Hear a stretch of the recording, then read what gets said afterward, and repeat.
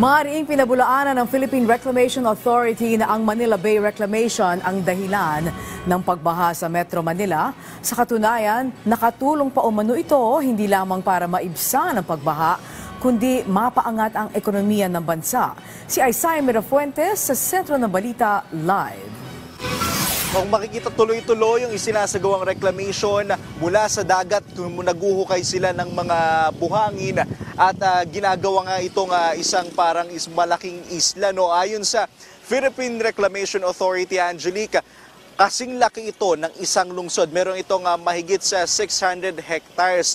At mariin nga nilang pinabulaanan na itong reclamation project na ito ang dahilan ng pagbaha sa Metro Manila. Dahil sa mataas na pagbaha na nararanasan ngayon sa Metro Manila, nabuhay ang mga espekulasyon na ang dahilan nito ay ang Dolomite Beach at ang reclamation ay sinasagawa sa Manila Bay. Pero mariin itong pinabulaanan ng Philippine Reclamation Authority. Imbis daw na ito ang pabigat, ito pa raw ay nakatutulong hindi lang para mapigilan ang pagbaha, kundi para umangat ang ekonomiya ng bansa. Ayon sa Philippine Reclamation Authority, imposibleng dahilan nito ng pagbaha dahil may ilang metro ang distansya nito mula sa mainland at hindi nito nababarahan ang mga lumalabas na tubig mula sa mga kanal papuntang Manila Bay. Dahil rin sa reclamation, mas luminis ang Manila Bay kahit pa ilang araw nang nakararanas ng bagyo ang Metro Manila. Mapansin nyo, previously nung hindi pa nagkakaroon ng reclamation dito, mapansin nyo yung Roas Boulevard, yung sa Dolomite Beach, andun lahat yung mga basura.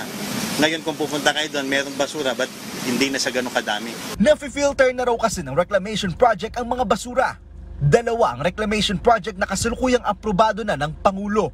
Mahigit sa 600 hektarya ang sakop nito, halos isang buong lungsod. 90% ng tapos ang pagtatambak. Kapag naayos na raw ang reclamation at natayuan na ng mga establishmento, kaya raw nitong tapatan ang ganda ng Singapore at Manhattan sa Dubai. Definitely, it will be the new business district ng Pasay para ma-decongest din yung area dun sa mainland, which is very, malit na yung space nila for development. Sinisiguro rin ng PRA na matibay ang pagkakagawa ng reclamation. 90% compaction ito para masigurong hindi guguho. Maliban pa dito, pinabulaanan na rin ng PRA na apektado ang trabaho ng mga mangingisda o residente sa paligid ng Manila Bay. Ayon pa nga sa PRA, mas dumami ang isda sa Manila Bay dahil raw sa reclamation. At nagbibigay rin sila ng livelihood para sa mga residente dahil sila ang nagsisilbing clean warrior ng Manila Bay. Angelique, papakita ko nga itong ulit sa itong reclamation na sinasagawa dito sa Manila Bay. Kung makikita mo, Angelique, napakalawak na ng sakop nito sa ngayon. Tuloy-tuloy ang pagkukuha ng mga buhangin mula sa ilalim ng dagat nga at nilalagay ito at binubuong parang malaking isla. At kung mapapakita ko rin sa iyo, Angelique, itong kasalukuyang sitwasyon ng Manila Bay dito sa bahagi ng Pasay City. Kung makikita mo, Angelique, medyo kakaiba sa mga nakaraang bagyong naranasan natin na kung saan maraming basura sa Manila Bay.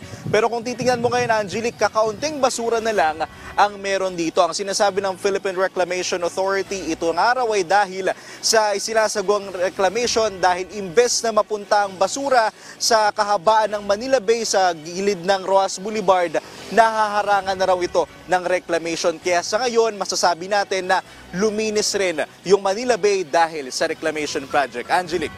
Okay, yung bandang lugar ng Dolomite kasi nung beach, kung naaalala mo, tuwing may bagyo talagang yan at diyan bumabalik ang mga basura. Nasilip mo ba ngayon? Kamusta ang paligid ng Dolomite Beach?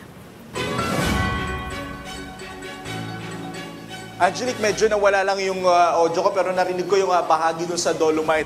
Isa rin niya sa mga sinilip namin kanina, itong Dolomite Beach. At ito rin yung sinasabi ng Philippine Reclamation Authority na bahagi ng reclamation din dito sa Manila Bay.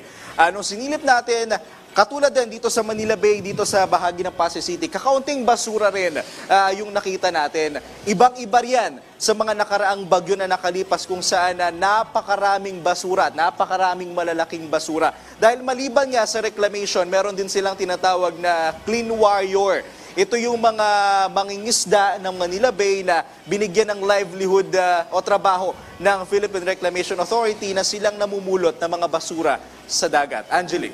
Okay, may natitira pa bang magandang buhangin dyan sa Dolomite Beach? Kasi madalas din in the past, pag bumagyo, talagang pag nawala na yung mga alon, tangay-tangay din nila yung magandang buhangin.